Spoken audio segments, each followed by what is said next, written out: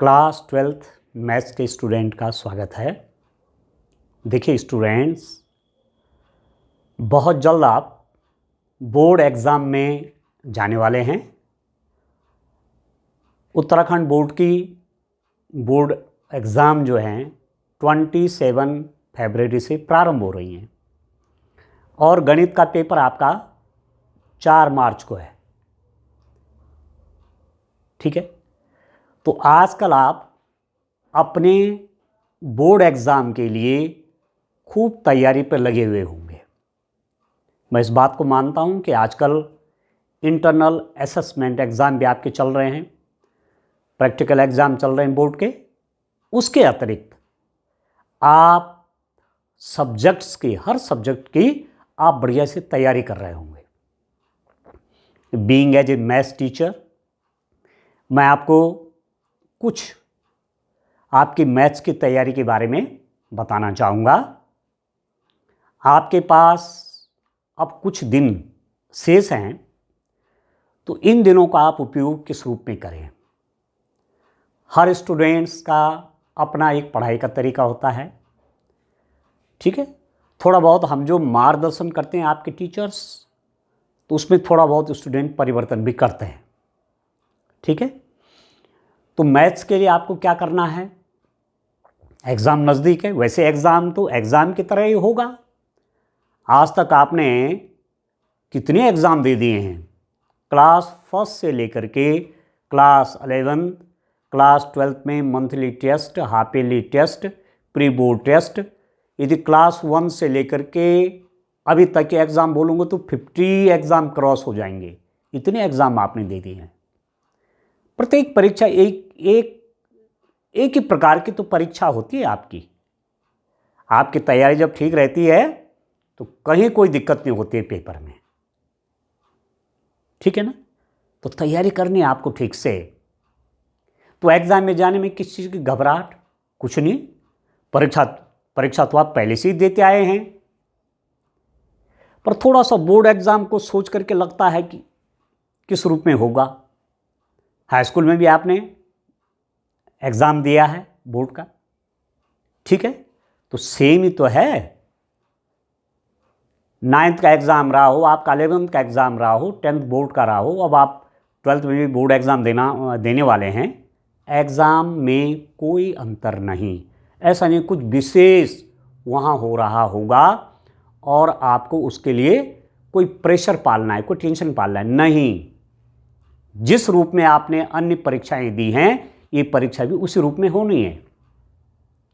पर मैं ये चाहता हूं कि आप बेहतर तैयारी के साथ अपने एग्जाम में जाएं।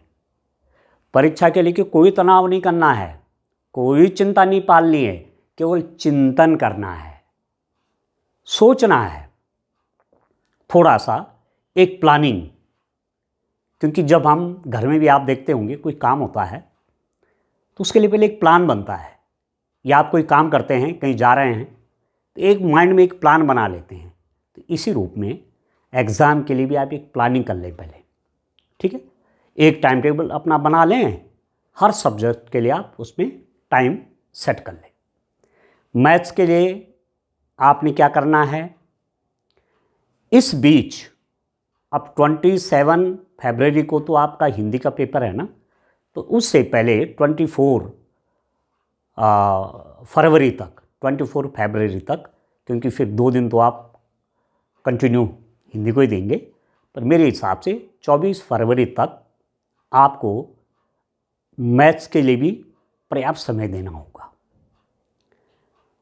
थोड़ा सा मुझे जो अभी तक लगता है, इतने साल के एक्सपीरियंस से मुझे लगता है कि हमारे स्टूडेंट्स थोड़ा प्रैक्टिस कम करते हैं। ठीक है, जो चैप्टर आपको अप्रैल 2023 में पढ़ाया गया होगा, उससे रिलेटेड क्वेश्चन भी अब तो आएंगे। तो क्या आपने अपना रिवीजन कर लिया है? रिवीजन बार बार देखना है। एग्जाम में जाने से पहले मैथ्स का सिलेबस कम से कम 5 to 6 टाइम्स आपका रिवाइज हो जाना चाहिए। ठीक है ना, 5 to 6 टाइम रिवाइज होना चाहिए। अब ये हो सकता है कि कुछ चैप्टर आपने पढ़े नहीं हैं, तो उनका हल्का फुल्का ही देखिए, उन पर ज़्यादा रिस्क, ज़्यादा टाइम मत लगाइए। आप जो चैप्टर आपने बढ़िया से पढ़ लिए हैं उन्हीं को रिवीजन करिए। 13 चैप्टर्स हैं, ठीक है। 13 चैप्टर से क्वेश्चन आएंगे। मैंने एक वीडियो पहले बनाया था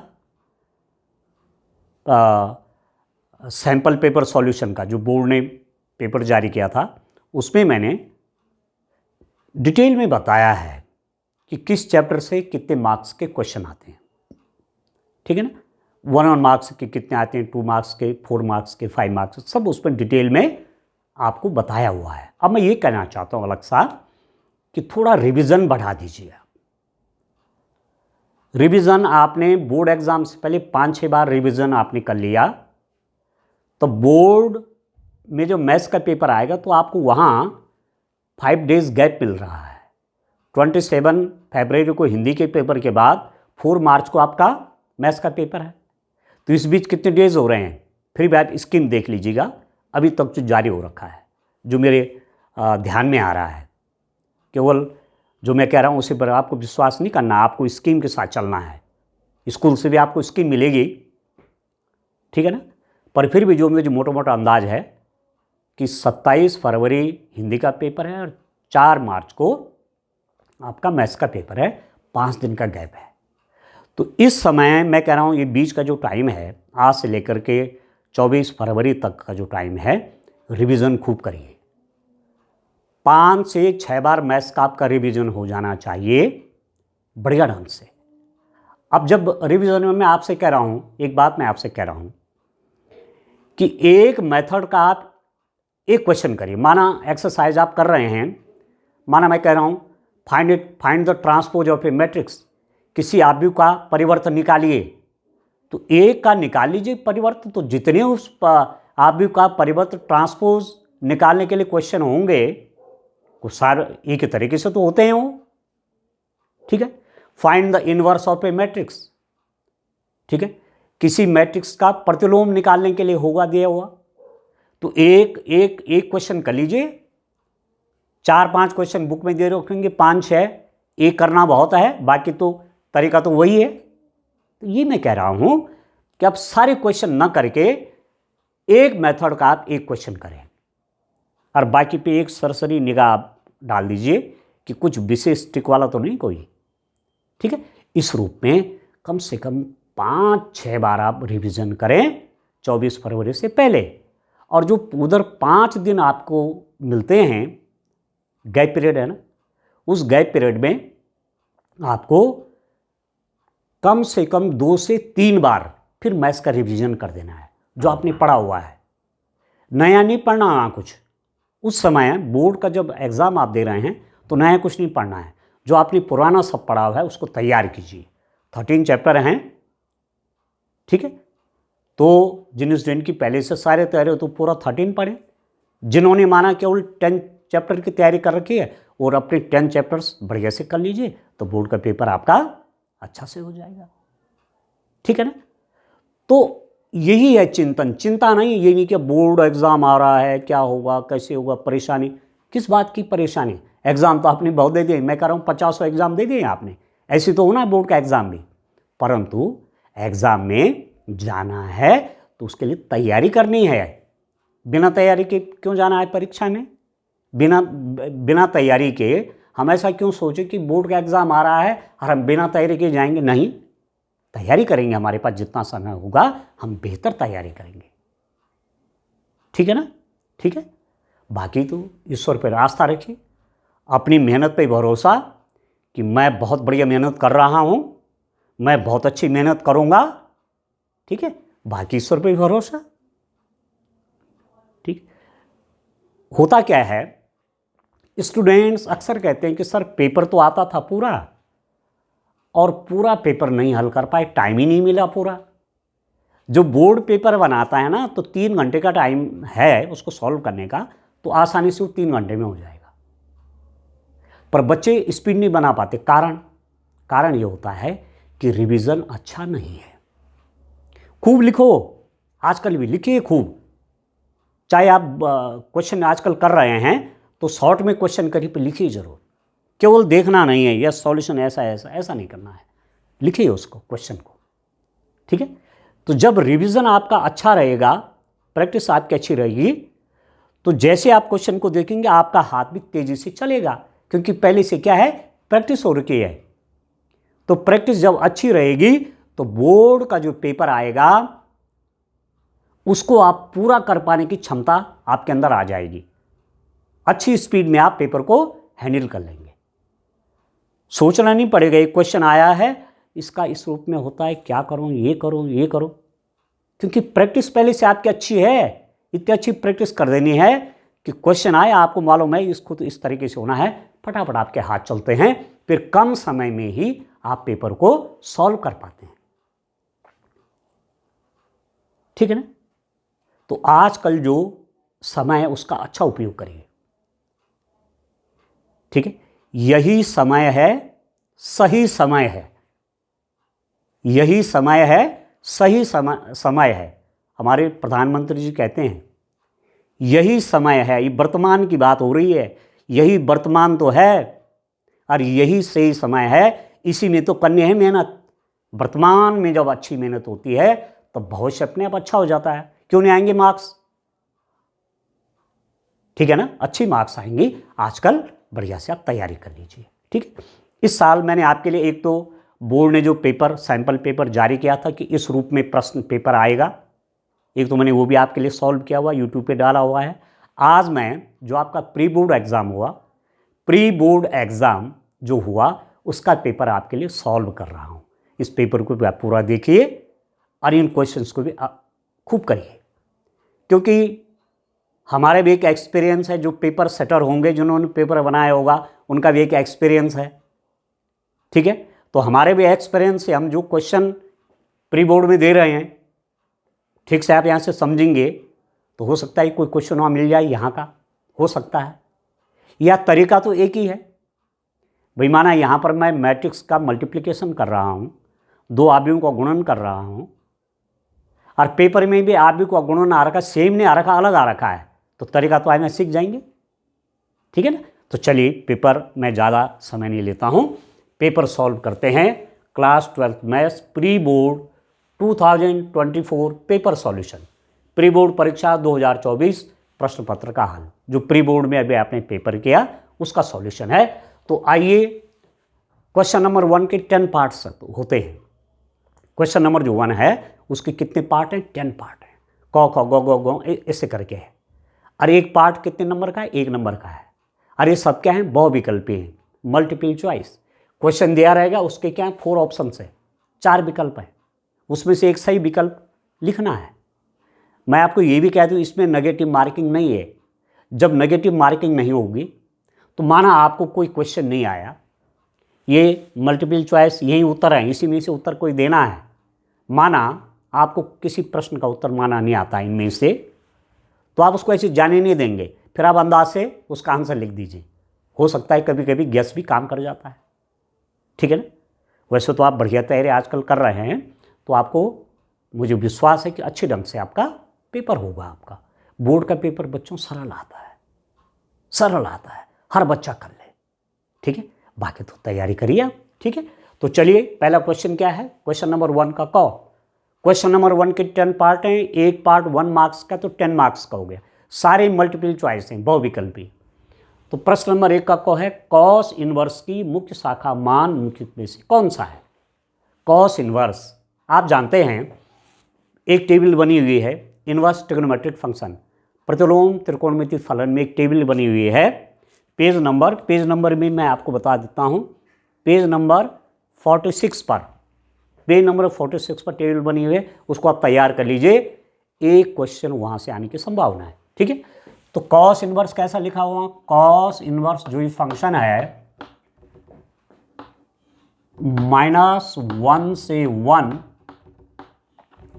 मैप डाउन टू, ये कहाँ होगा, ये जाता है 0 to पाई, ऐसे याद रखेंगे। उस टेबल को आप ऐसे याद रखेंगे, sine inverse, cos inverse, tan inverse, cot inverse, sec inverse, cosec inverse.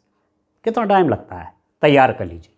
मतलब कहने का मतलब यह है कि जो कॉस थीटा होता है ना, कॉस थीटा का मैक्सिमम मान 1, अधिकतम मान 1, मैक्सिमम वैल्यू, और मिनिमम वैल्यू होती है -1।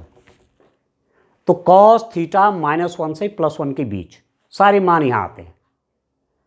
पर जब क्या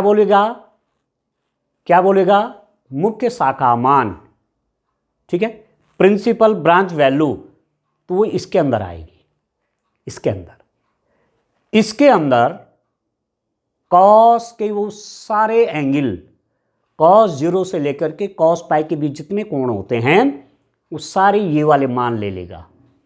तो कॉस इनवर्स समथिंग जब आप कहेंगे तो वो एंगल में आएगी, कोण में आएगा वो। जैसे मैं आपसे कहूं कि कॉस इनवर्स 1/2, माना कॉस इनवर्स 1/2 की वैल्यू, ऐसा भी क्वेश्चन एग्जाम में आएंगे, तो आप जानते हैं ये एंगल में आएगा पाई/3।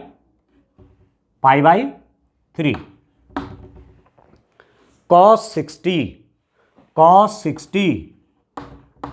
60 डिग्री होता है 1/2, और 60 मतलब पाई/3, पाई का मान 180/3 कितना हो गया 60, कॉस 60 1/2।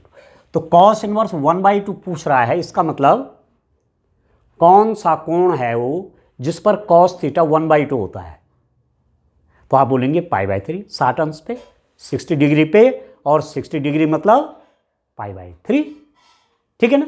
तो वैसे ही यहां पर है कॉस की सारी वैल्यूज, सारे एंगल 0 से लेकर पाई तक, कॉस 0 1, कॉस पाई -1, ठीक है, कॉस 0 1, कॉस पाई -1, तो 0 से पाई में, अरे क्लोज इंटरवल है, ओपन नहीं, क्लोज, कॉस 0 1, कॉस पाई -1, सारे वैल्यूज कॉस इनवर्स की -1 से +1 के बीच में यहां इसमें आ जाएंगे। तो यही है, इसी को बोलेंगे मुख्य शाखा मान, प्रिंसिपल ब्रांच वैल्यू 0 to पाई। इसको तैयार करके रखेंगे आप पूरी टेबल को, ठीक है। तो सिंपल सा है, कुछ एक्सप्लेनेशन नहीं देना है आपको, इन क्वेश्चंस का कहीं कोई हल नहीं देना है। माना आपको हल करने की आवश्यकता पड़ेगी तो आप किस में करेंगे, आप रफ में करेंगे, वहां पर हल नहीं देंगे, वहां आपने केवल क्या देना है, विकल्प का उत्तर देना है। तो सही उत्तर हमारे पास ये होगी, ठीक हो गया। तो मैं लिख दूंगा, कैसे लिखूंगा उत्तर, विकल्प फोर्थ, क्या है विकल्प फोर्थ, 0 to पाई सही उत्तर है, सही उत्तर है।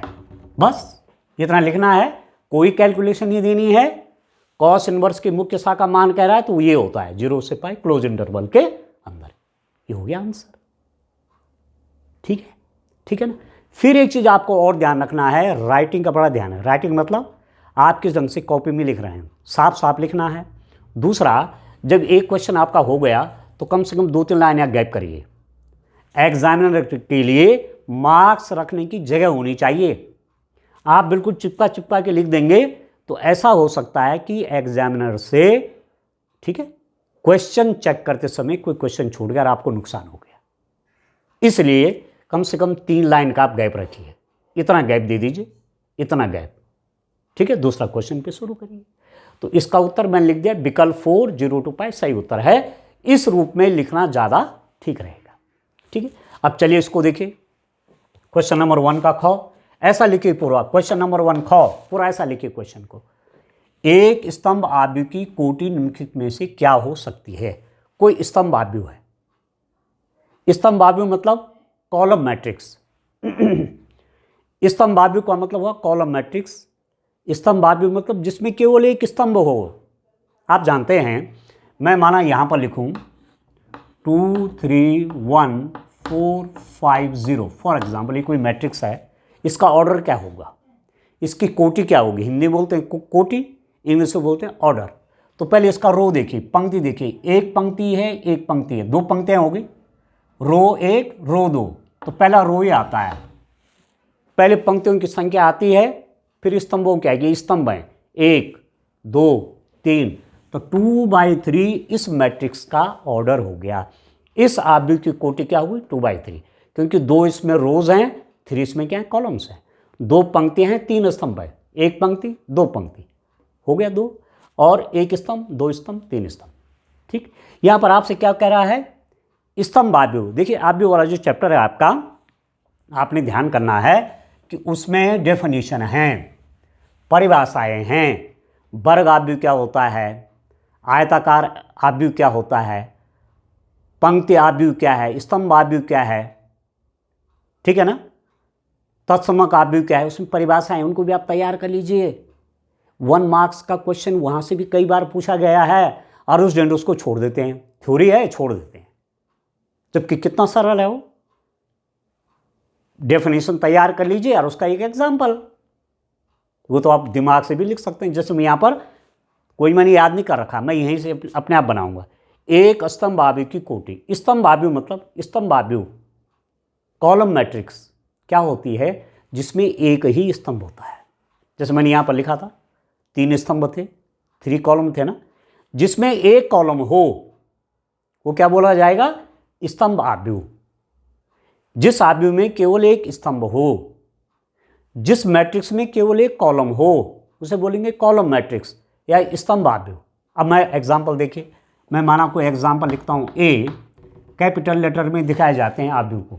मैंने माना लिख दिया 2 3 -1, माना मैंने ऐसे लिख दिया।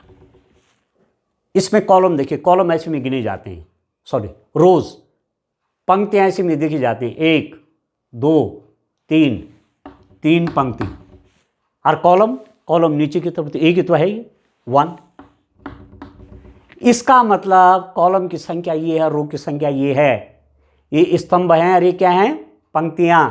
तो एक स्तंभ जहां है, एक कॉलम जहां है, वो कहलाएगा स्तंभ आव्यूह।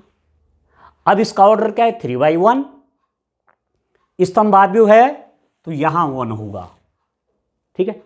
पंक्ति आव्यूह है तो यहां 1 होगा, क्लियर है। तो एक स्तंभ आव्यूह की कोटि, अब स्तंभ आव्यूह देखो कहां 1 है, बाद में यहां है, देख रहे हैं आप, ये क्या है, ये पंक्ति आव्यूह है, ये रो मैट्रिक्स है, रो मैट्रिक्स का ऑर्डर है ये, पंक्ति आव्यूह की कोटि है ये स्तंभ आव्यूह की कोटि है 5/1, ठीक है ना। तो ये है कोटि, स्तंभ आव्यूह की कोटि निम्नलिखित में से क्या है, तो ये वाला उत्तर सही है। आप लिख देंगे विकल्प फर्स्ट। विकल्प फर्स्ट क्या है, पूरा ऐसे आंसर लिख दीजिए, 5/1 सही उत्तर है। बस 1 मार्क्स का ये था क्वेश्चन, 1 मार्क्स का ये हो गया, ठीक हो गया। स्तंभ 1 1, ये कॉलम है 1, तो ये हो जाएगी क्या स्तंभ आव्यूह। पंक्तियां कई हो सकती हैं, ठीक। अब इसका देखो, इसका डिफरेंशिएशन आप ध्यान दीजिए, इससे रिलेटेड कई बार क्वेश्चन बोर्ड में पूछा गया है और स्टूडेंट यहाँ पर गलत करके आ जाते हैं और उनको लगता है घर आते आते कि मेरा तो बिल्कुल सही है, और जब घर आते हैं कि अरे अच्छा इसको ऐसे होना था, और तब दुखी हो जाते हैं, तो बड़ा सरल था भाई। तो ऐसी गलतियाँ हम क्यों करें, अभी हमारे पास समय है, आपके पास है d/dx 2⁴x, इसका डिफरेंशिएशन चाहिए, इसका अवकलन करना है। तो ये कैसा है, ये फलन जो है, ये जो फंक्शन है किस फॉर्म का है, इसको बोलते हैं चर घातांकी, एक्सपोनेंशियल, घात में है चर, जो पावर है ना या वेरिएबल है, ये चर है, इसको बोलते हैं चर घातांकी, एक्सपोनेंशियल। एक प्रश्न ऐसा पूछा जा सकता है d/dx x², ठीक है। आप जानते हैं चर ये है, ये बेस है, आधार है, और ये तो कांस्टेंट है, तो इनका डिफरेंशिएशन तो सीधा सीधा है, 2 पहले आ जाता है, x⁴ 2 -1 तो 1, 2x हो गया, ठीक है। क्योंकि आपने फॉर्मूला पढ़ा है d/dx x⁴n = n पहले आ गया, x⁴ एक पावर कम हो जाएगी n-1, जब आधार क्या है चर है और ये कांस्टेंट है ऊपर, पर यह उल्टा है, आधार क्या है बेस क्या है कांस्टेंट है, और पावर क्या है, वेरिएबल है, चर में है, तो ये चर घातांकी। तो इसके लिए पहले आपको मैं फॉर्मूला बता देता हूँ। फॉर्मूला देख लीजिए dear student, dy dx a to the power x, जहाँ a कांस्टेंट है, ठीक है, और ये तो क्या है, ये तो वेरिएबल है, चर है, ये कांस्टेंट है, तो इसका डिफरेंशिएशन होता है a to the power x log a। याद रखना, a to the power x log a, यहाँ पर e आधार होता पर नहीं लिखा, कोई बात नहीं, ऐसा भी आप लिख दीजिए a to the power x log a, यही यहाँ लगाइए। तो कितना हो जाएगा, a to the power x मतलब सेम, पहले तो ये उतर गया 2 to the power x, log a की जगह क्या है 2, तो log 2 हो गया। दिस द करेक्ट आंसर, तो 2 to the power x log 2। कुछ स्टूडेंट ऐसा गलती करके आ सकते हैं, प्री बोर्ड में मैंने बच्चों को कॉपी चेक की, कुछ बच्चों ने गलत करा होता।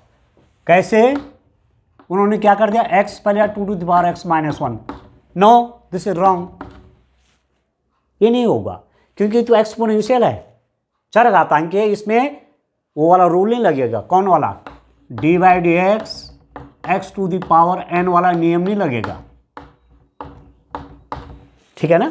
तो दिमाग के अंदर इसको रखना है। तो अब मैं इसका डेरिवेशन भी कर लेता हूँ, पहले मैं इसका चलिए आंसर लिख लेता हूँ। 2 to the power x log 2 होगा, यहाँ पर 3 होगा, ठीक है, तो 3 to the power x log 3, यहाँ पर 4 टू द पावर x रखते हो आप, तो 4 to the power x log 4, माना यहाँ पर माइनस है, तो 2 to the power minus x log 2 और माइनस का माइनस 1। मतलब मैं ये कह रहा हूँ कि यदि ऐसा है क्वेश्चन कि dy dx 3 to the power minus x है, तो क्या करेंगे, 3 to the power minus x log 3, और इस माइनस x का माइनस 1, तो माइनस यहां लग जाएगा, minus 3 to the power minus x log 3, ठीक है। यदि ये 2 मार्क्स का क्वेश्चन आ गया तो आप इसको प्रूव भी करिए, ठीक है, इसको मैं सत्यापित भी कर देता हूं, जिससे आप एग्जाम में एक बार यही क्वेश्चन 2 मार्क्स का आया था। तो पहले तो मैं इसका आंसर लिख लेता हूं, 2 टू द पावर x का differentiation 2 to the power x log 2 होता है, इसको याद कर लीजिए, ठीक है। तो आंसर क्या हो जाएगा, विकल्प फोर्थ में क्या है, 2 to the power x log 2 सही उत्तर है, ठीक है। बस इसको थोड़ा मैं प्रूफ कर लेता हूं कि 2 टू द पावर x का डिफरेंशिएशन कीजिए। मैंने माना, इसको क्या माना, y मान दिया, y is equal to 2 to the power x मान दिया, ठीक है। अब इसको सॉल्व करने का तरीका क्या है, लॉग लेते हैं, लॉग, क्योंकि आपने देखा होगा x to the power x का डिफरेंशिएशन करना है तो लॉग लेना पड़ेगा, sine x to the power sine x या कॉस x या x, लॉग लेना पड़ेगा, ठीक है ना। ऐसे में 4 मार्क्स का क्वेश्चन भी आ सकता है, ये जो है इस टाइप के, ठीक है ना। तो जब इस रूप में है दिया हुआ तो मैं लॉग लूंगा, taking log both sides, log ले लूंगा, तो log 2 to the power x, तो लॉग y बराबर ये पावर x पहले आ जाएगा, x log ऑफ 2, ठीक है, x पहले आ गया, x log ऑफ 2। अब इसका करिए differentiation, differentiating with respect to x, x के सापेक्ष इसका अवकलन कीजिए, तो log y हो जाएगा 1/y, log y का अवकलन क्या होता है, 1/y, ये भी याद रखना, dy dx log x क्या होगा, log x का डिफरेंशिएशन 1/x होता है, ठीक है। तो log y का डिफरेंशिएशन क्या हो गया, पूरा लिख दूं, चलिए लिख देता हूं। जब आपका log लेने के बाद ये आ गया, अब मैं इसका डिफरेंशिएशन कर रहा हूं, dy dx, इसका भी करूंगा और इसका भी करूंगा, dy dx इसका, तो log y का क्या हो जाएगा, 1/y। अब y का डिफरेंशिएशन x के रिस्पेक्ट में dy dx बराबर, अब ये क्या है, मैं साफ लिख लेता हूं, dy dx क्या आया था मेरा, log के बाद x log 2 सॉरी, तो log 2 तो कांस्टेंट है, x का डिफरेंशिएशन 1 तो ये बन गया log 2। ठीक है, अब dy बाई डी एक्स चाहिए, तो dy बाई डी एक्स क्या होगा, ये y गुणा में यहां चला गया y log 2, और dy बाई डी एक्स बराबर y की वैल्यू एक्चुअली है क्या, y बराबर 2 टू द पावर x, तो ये हो गया 2 to the power x log of 2। और इसका मतलब मेरे पास जो आया D by D x y मतलब 2 to the power x is equal to आ गया 2 to the power x log of 2। ऐसा आप तब करेंगे जब 2 नंबर का क्वेश्चन आएगा। अब इसमें थोड़ी ऐसा करेंगे, इसको तो याद है तो लिख दीजिए सीधे। ठीक है, चलिए और विकल्प करते हैं और इसके और ऑप्शन देखते हैं। आइए क्वेश्चन नंबर 1 का घ -1 to 1 sin 5x cos 5x cos 4x है क्या, cos 4x I think, cos 4x है। dx का मान निम्नलिखित में से क्या है, -1 to 1। अब देखो इतना बड़ा क्वेश्चन इंटीग्रेशन का आपने नहीं किया, ये आपके सिलेबस में से है भी नहीं, बट निश्चित समाकलन की प्रॉपर्टी लगा करके, डेफिनेट इंटीग्रल की प्रॉपर्टी लगा करके इस क्वेश्चन को आप आसानी से सॉल्व कर सकते हैं। अब पहले मैं आपको डेफिनेट इंटीग्रल की वो प्रॉपर्टी बताता हूँ, निश्चित समाकलन की वो प्रॉपर्टी मैं आपको बताता हूँ जिसके आधार पर आपने ये क्वेश्चन करना है। अब देखो पहले तो मैं सम और विषम फलन परिभाषित करता हूँ। ठीक है, चलो पहले मैं ये लिख देता हूँ, -a to a fx dx is equal to twice 0 to a fx dx यदि fx सम फलन है, यदि fx सम फलन है, यदि fx सम फलन है, इवन फंक्शन है, तो -a to a fx dx क्या होगा, twice 0 to a fx dx। और यदि -a to a fx dx यदि fx विषम फलन है, विषम फलन है, तो इसकी वैल्यू हो जाती है 0। ध्यान दीजिए, -a to a fx dx is equal to 0 कब, जब fx विषम फलन है, और -a to a fx dx is equal to twice 0 to fx dx कब, जब fx सम फलन है।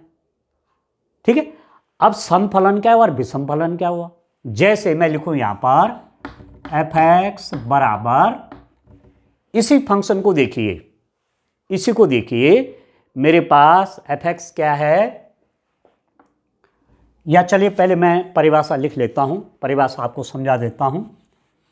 यदि सम फलन मैं आपको बता रहा हूं, सम फलन क्या है कि f माइनस एक्स भी क्या हो गया, fx हो गया, x की जगह -x किया तो वो +fx ही रहा। ठीक है ना, तो ये सम फलन है। और यदि f -x किया और वो -fx हो गया तो वो क्या है, विषम फलन है।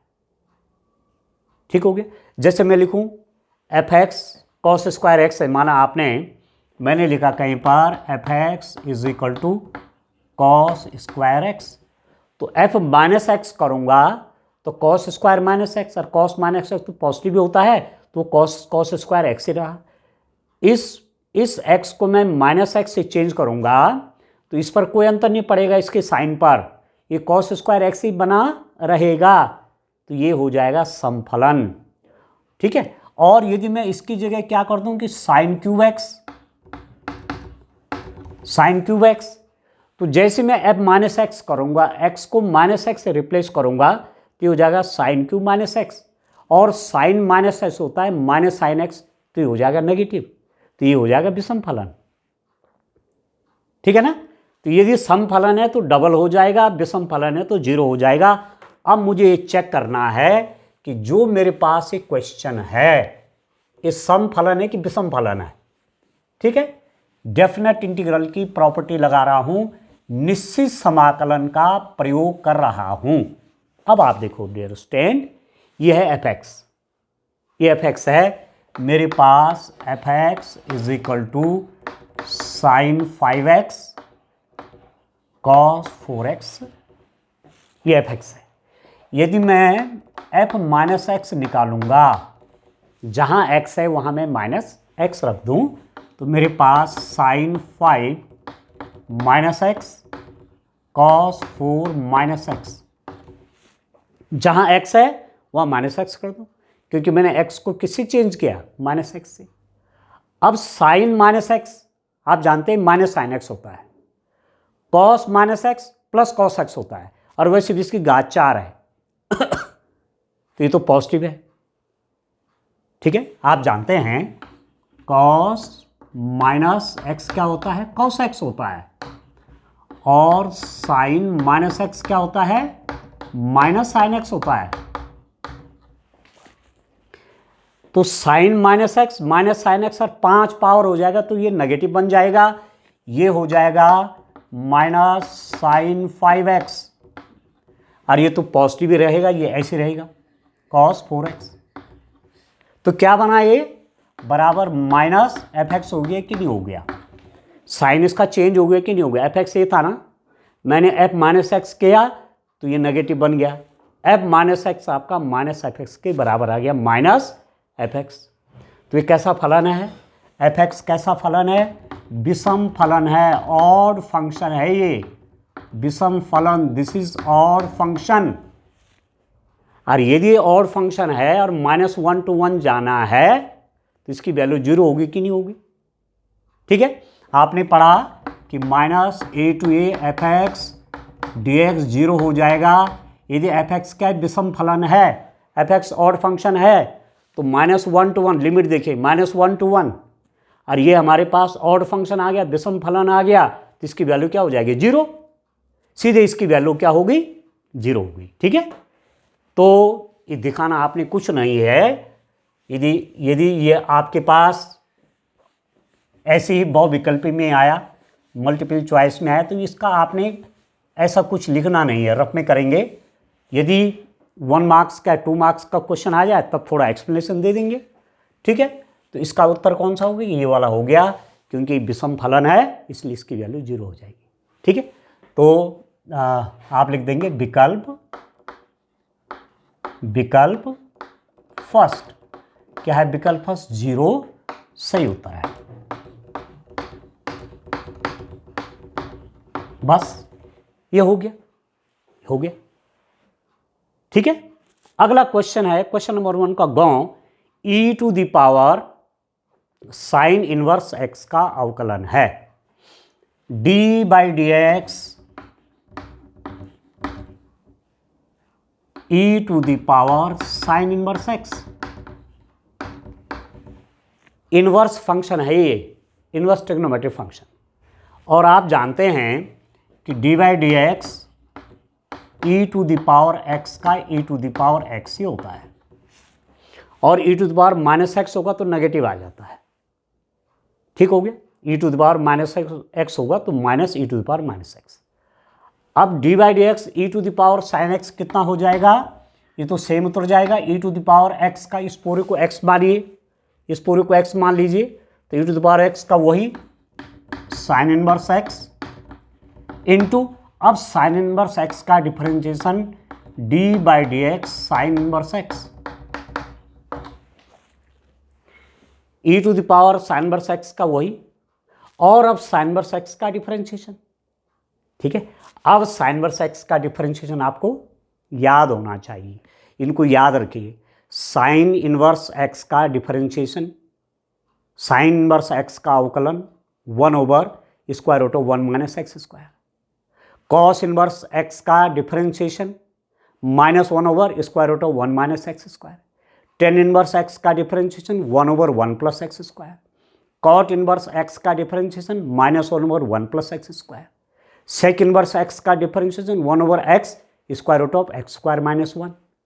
कॉसेक इनवर्स एक्स का differentiation -1 divided by x into square root of x square minus 1। याद कर लीजिए, 1 मार्क्स का क्वेश्चन डायरेक्ट आ सकता है, ठीक है ना, याद कर लीजिए। तो इसका डिफरेंशिएशन कितना हो जाएगा, e⁻ sin इनवर्स एक्स, तो ऐसा ही आ गया। sin इनवर्स एक्स का differentiation square root of 1 minus x square, इसका डिफरेंशिएशन तो कितना हो जाएगा ये, आप देखिए, इसकी गुणा इससे बराबर e⁻ sin inverse x divided by square root of 1 minus x square, ये हो जाएगा। आप देखो कौन सही है, ये भी गलत है, ये भी गलत है, ये सही है, ठीक है। तो यहां उत्तर लिख देंगे आप, विकल्प थर्ड,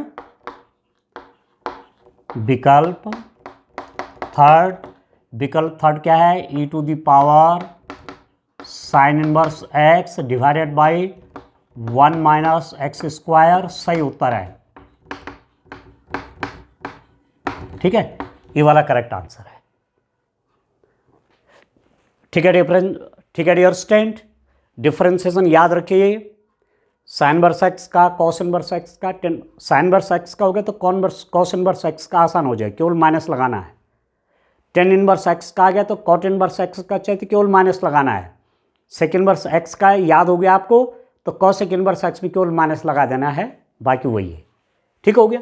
चलिए अब इसके आगे मैं ये वाला क्वेश्चन देखता हूं, इसको देखिए ध्यान से, ये क्वेश्चन क्या है, आप देखिए,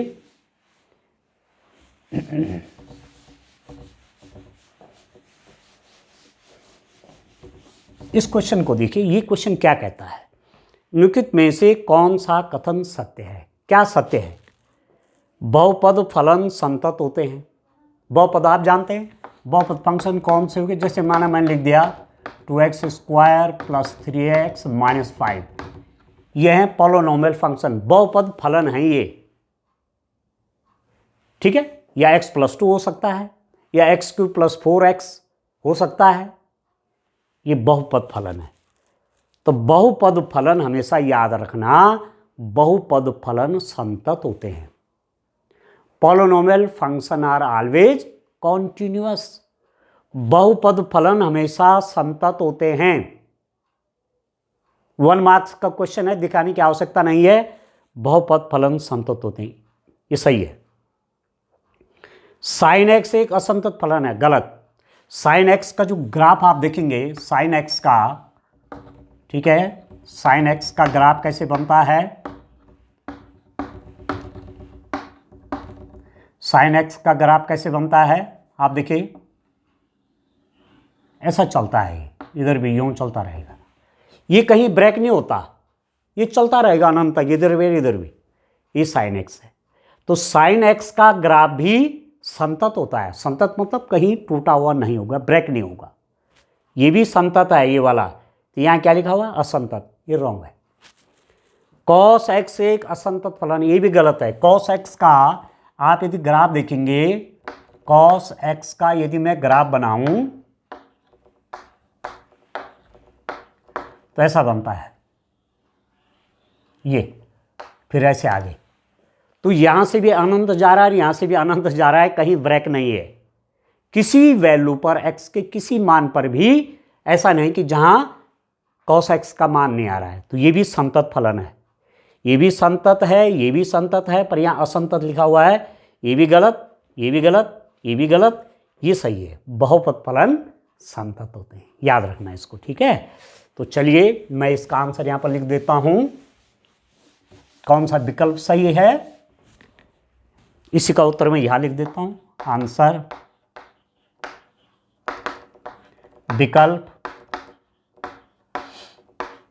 विकल्प फर्स्ट, क्या है विकल्प फर्स्ट, बहुपद फलन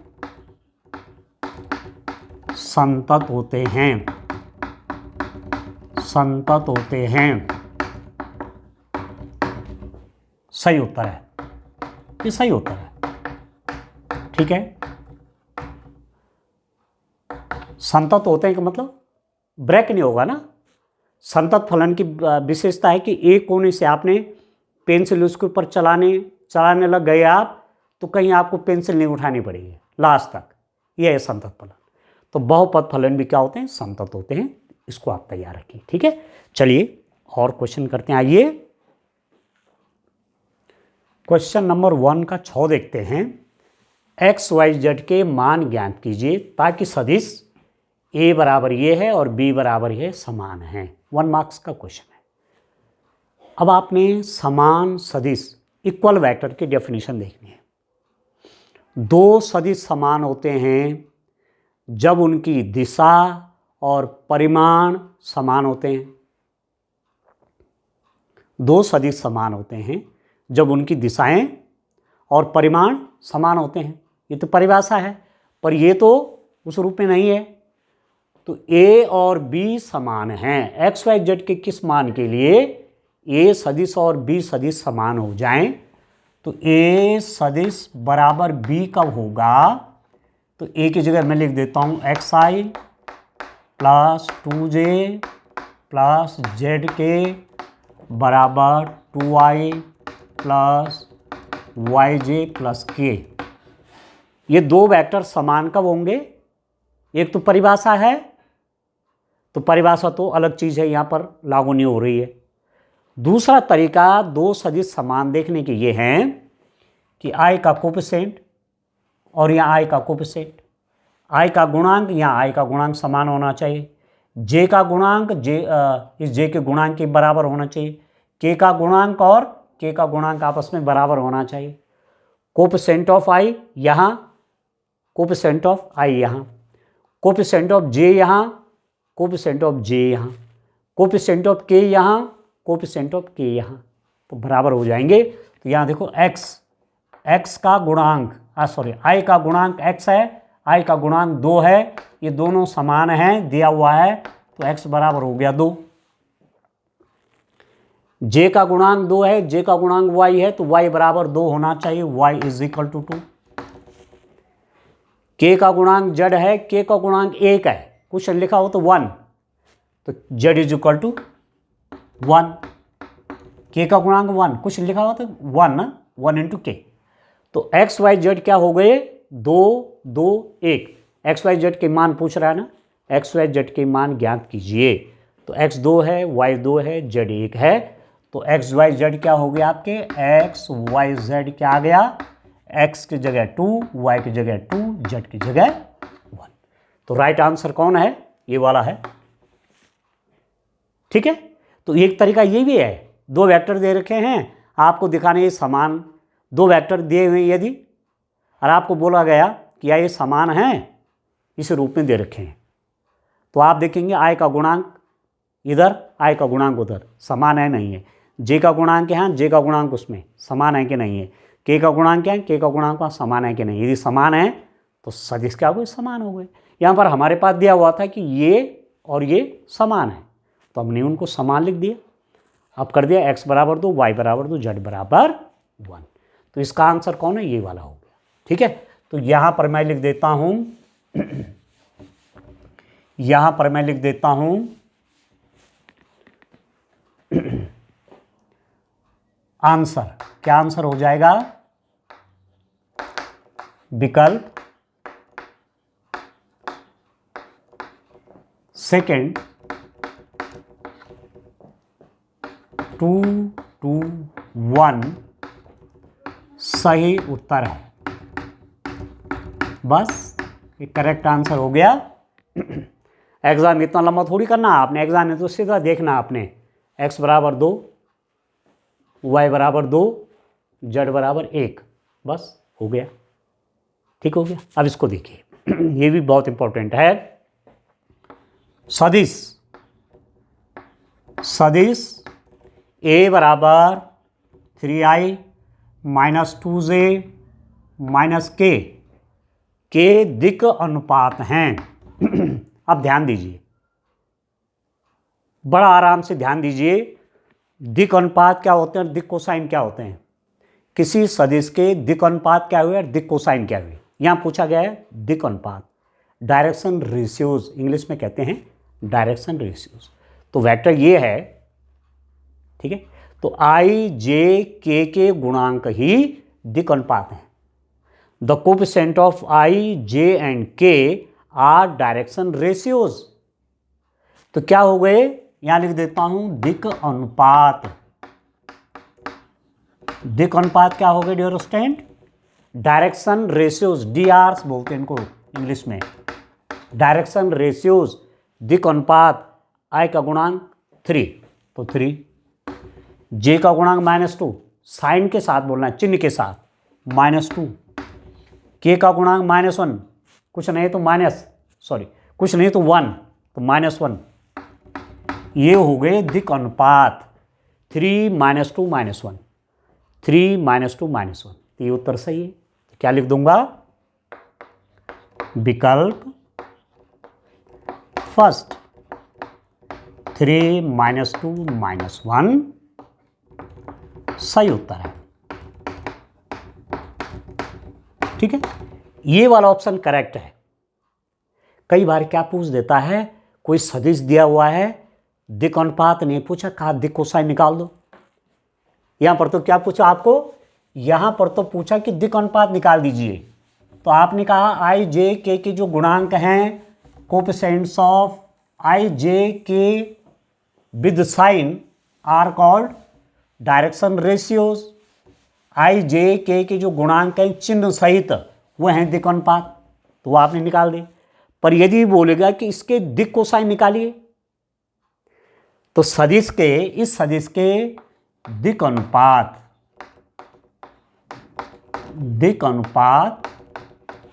डायरेक्शन रेशियोज क्या निकाले हमने, 3 -2 -1, 3 -2 -1, 3 -2 -1। अब आपको दिक् अनुपात से क्या निकालना है, दिक् कोसाइन। ठीक है, तो दिक् कोसाइन क्या हो जाएंगे, देखो दिक् कोसाइन कैसे निकालते हैं, डायरेक्शन कोसाइंस कैसे निकालते हैं, ये भी 1 नंबर का प्रश्न हो सकता है।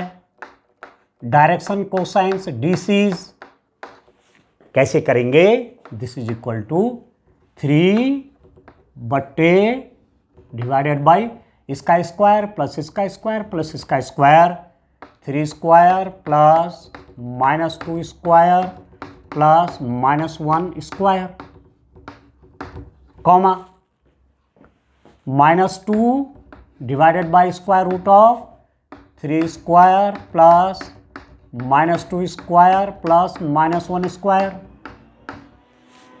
ठीक हो गया। और -1 डिवाइडेड बाई इसका स्क्वायर प्लस इसका स्क्वायर प्लस इसका square, 3 square plus -2 square plus -1 square. तो कितना हो जाएगा ये, this is equal to 3 over square root of, आप देखिए 3 3 9, 3 का स्क्वायर, -2 का स्क्वायर 4, -1 का स्क्वायर 1, 9, 13 और एक 14, 14 हो गया। ये कितना हो गया, -2y, देखो 9 4 13 14 स्क्वायर रूट ऑफ 14 और -1 divided by square root of 9 13 14, ये हो गए डायरेक्शन कोसाइंस, ये आ गए दिक् कोसाइन। ठीक है, यहां पर थोड़ा एक ध्यान रखना, ये वेक्टर है, ये सदिश है, इसकी एक ही दिशा होती है, या तो इधर है या इधर है या ऊपर नीचे कहीं भी एक दिशा। पर यदि ये दिया आपको कि किसी रेखा के दिक् अनुपात ये हैं, दिक् कोसाइन निकालिए, रेखा का भी यही मामला है, किसी रेखा के दिक् अनुपात ये हैं, तो रेखा के दिक् कोसाइन निकालिए। Direction ratios of a line are this, find the direction cosines of that line. तो वहां प्लस माइनस करते हैं, बस ये अंतर है, प्लस माइनस, तो यहां हो जाएगा माइनस प्लस, क्योंकि माइनस यहां पहले से ही है, तो माइनस प्लस। रेखा के केस में यदि रेखा के दिक् कोसाइन निकालने हैं तो उसको प्लस माइनस के रूप में लिखते हैं, ये तो प्लस है तो प्लस माइनस, प्लस माइनस, रेखा हो गई तो क्या लिख दूंगा, प्लस माइनस, माइनस प्लस।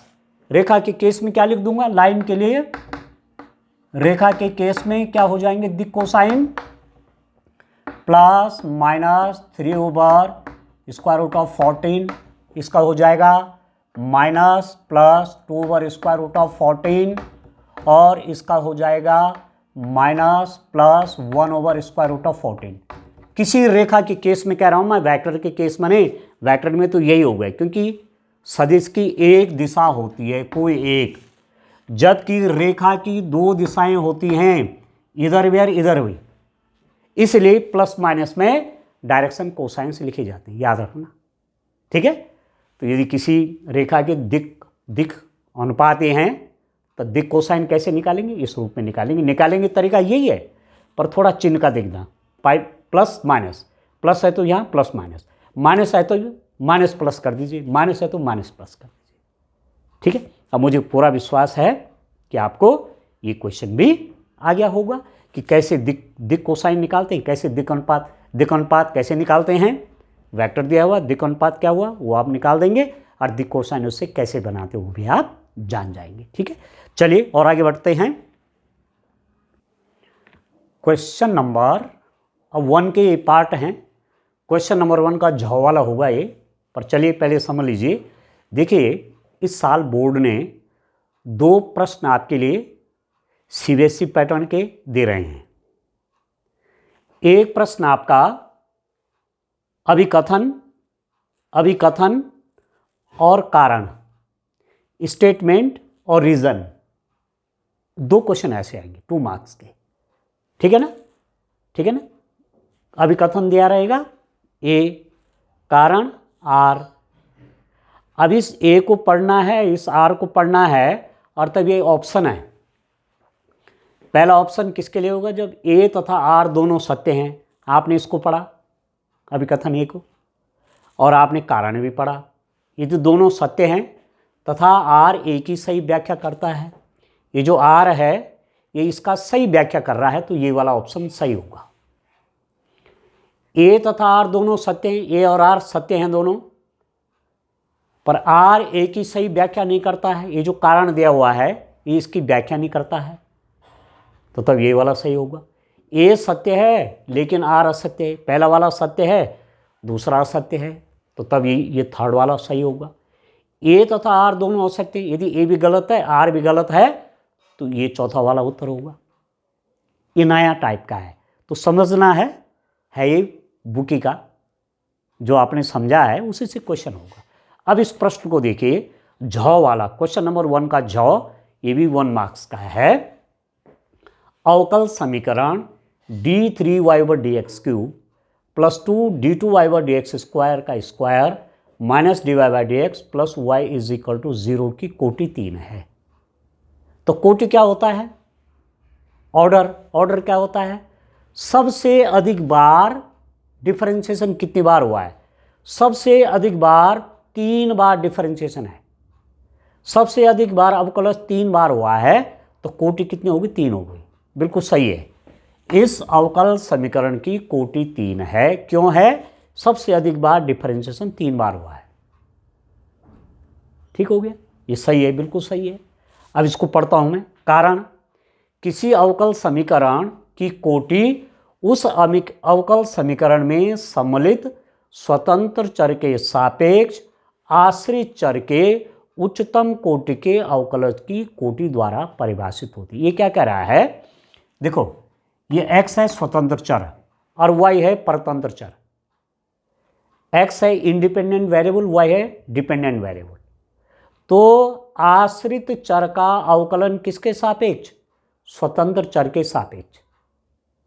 ठीक है, किसी अवकल समीकरण है ये कि कोटि उस अवकल समीकरण के स्वतंत्र चर x के सापेक्ष आश्रित चर y के उच्चतम कोटि के अवकलज।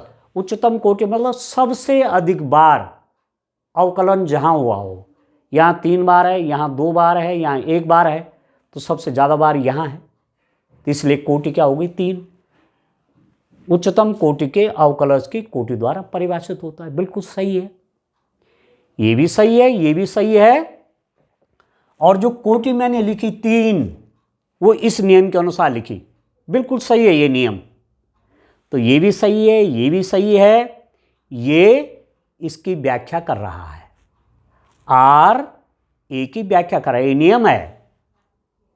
तो इस नियम के आधार पर ये लिखा गया है, तो ये वाला ऑप्शन सही है, पहला वाला। तो विकल्प क्या उत्तर लिखूंगा, विकल्प फर्स्ट। क्या है विकल्प फर्स्ट, ए तथा आर दोनों सत्य हैं, दोनों सत्य हैं तथा आर ए की सही व्याख्या करता है। बस सही उत्तर है, सही उत्तर है। या यहाँ इतना लंबा आप नहीं भी लिखेंगे तो यहाँ पर लिख देंगे विकल्प फर्स्ट सही उत्तर है, बस ठीक हो गया। इस रूप में ये पहला वाला सही है, ए और आर दोनों सत्य हैं और आर ए की सही व्याख्या करता है, ऑप्शन ए करेक्ट है। ठीक है, इसी में दूसरा देखिए, क्वेश्चन नंबर 1 का यों वाला पार्ट देखिए, ये 10वां हिस्सा है। अभिकथन ए, स्टेटमेंट क्या है, एक सदिश ए का दूसरे सदिश बी पर प्रक्षेप ए डॉट बी कैप अथवा a dot b vector by उसका मॉड, बी का मॉड, अथवा a dot B by mod of b से प्राप्त होता है। आप जानते हैं ए का बी पर प्रक्षेप, projection of a on b कैसे देती हैं, या तो ए डॉट इसका मैग्नीट्यूड, सॉरी ए डॉट इसका इकाई सदिश बी का, या ए डॉट बी वेक्टर को उसके मैग्नीट्यूड से डिवाइड कर लीजिए। ठीक है, तो यही तो है बी इकाई सदिश है ना, बी का इकाई सदिश कैसे निकालते हैं, किसी वेक्टर में उसके परिमाण से भाग देते हैं। ठीक है, अथवा या तो a dot B by mod of b, कोई भी सूत्र लगाए, ये करिए ये करिए ये करिए, ए का दूसरे पर प्रक्षेप, सरलतम रूप में बच्चे ऐसा कर लेते हैं, ए का बी पर प्रक्षेप इस सूत्र से दिया जाता है। यदि बी का ए पर होगा तो ए डॉट बी तो ठीक है, बी का ए पर, यदि ए पर है तो यहां मैग्नीट्यूड ऑफ ए आएगा, जिस पर, जैसे यहां बी पर प्रक्षेप तो मॉड ऑफ बी नीचे आएगा और ए डॉट बी ए का है ना। यदि बी का ए पर तो ए डॉट बी तो ठीक है, ए डॉट बी बोलो चाहे बी डॉट ए बोलो एक ही बात है, A dot B by magnitude of A, यदि बी का ए पर है। यहां पर क्या है, ए का बी पर प्रक्षेप, तो बिल्कुल ये सही है, ये स्टेटमेंट एकदम करेक्ट है, ये भी सही है, ये भी सही है, ये भी सही है, तो ये तो सही है भाई, अभिकथन ये तो बिल्कुल करेक्ट है। अब दूसरा कारण, यदि सदिश ए तथा बी दोनों शून्येतर सदिश है, शून्येतर क्या हुआ, कई बार एग्जाम में पूछा जा सकता है, शून्येतर, शून्य से इतर जो जीरो नहीं है। ठीक है, ए जीरो नहीं है तो इसका मैग्नीट्यूड शून्य नहीं है, शून्येतर, शून्य के अतिरिक्त कुछ और है। बी भी शून्येतर है तो मैग्नीट्यूड ऑफ बी भी जीरो नहीं है, मैग्नीट्यूड ऑफ ए जीरो नहीं है, मैग्नीट्यूड ऑफ बी जीरो नहीं है। ए तथा बी दोनों शून्येतर सदिश हैं, ए वेक्टर भी जीरो नहीं, बी भी जीरो नहीं है और परस्पर लंबवत हैं। यदि ए वेक्टर और बी वेक्टर दोनों लंब हैं, आपस में एक दूसरे के परपेंडिकुलर हैं, तो ए डॉट बी जीरो होता है कि नहीं होता है। Two vectors are perpendicular then their dot product is zero. दो सदिश क्या है, लंबवत हैं, तो उनका डॉट प्रोडक्ट अदिश गुणन जीरो होता है, तो ये भी सही है, ये भी सही है, ये भी सही है, परंतु ये अलग बात है और ये अलग बात है, दोनों अलग अलग हैं, नहीं है। देखिए आप, इसका इससे कोई मैचिंग नहीं है, ये इसकी कोई व्याख्या नहीं कर रहा है, ये भी सही है, ये भी सही है, स्टेटमेंट दोनों ठीक हैं, स्टेटमेंट भी ठीक है, रीजन भी ठीक है, अभिकथन भी ठीक है, कारण भी ठीक है, पर ये इसकी व्याख्या नहीं कर रहा है, ये तो प्रक्षेप के बारे में कुछ कह ही नहीं रहा है, ये तो अपना ही लंबवत की बात कर रहा है, दो सदिश लंबवत, दो सदिशों के बीच कोण की बात कर रहा है, जबकि ये एक सदिश का दूसरे पे प्रक्षेप बोल रहा है, तो ये इसकी व्याख्या नहीं है, पर हैं दोनों सही। तो ए तथा आर दोनों सत्य हैं तथा आर ए की सही व्याख्या नहीं करता है, सही व्याख्या नहीं कर रहा है, तो यहाँ पर इसका आंसर, अब छोटा लिखना आंसर, इतना लंबा मत लिखना, केवल इतना लिख देना, विकल्प कौन सा, सेकेंड सही उत्तर है। बस बहुत है इतना, इतना भी लिख देंगे तो कोई दिक्कत नहीं, क्योंकि उनको तो ये चाहिए कौन सा लिख रहा है, फर्स्ट लिख रहा सही कि सेकंड की, थर्ड की, फोर्थ। टिक मत कर देना, कॉपी पर क्वेश्चन उतारा टिक करो, क्या फ़ायदा हो, टाइम जाएगा। सीधा लिखिए, पेपर से आपने क्वेश्चन देखा, आंसर सीधे लिखिए। क्वेश्चन नंबर 1 यों, ठीक है, इसका उत्तर विकल्प सेकंड सही उत्तर है, ये वाला सही है। ठीक है, तो अभिकथन और कारण, स्टेटमेंट और रीजन के भी एक एक नंबर के 2 क्वेश्चन आएंगे। ठीक है, चलिए और आगे देखते हैं। आइए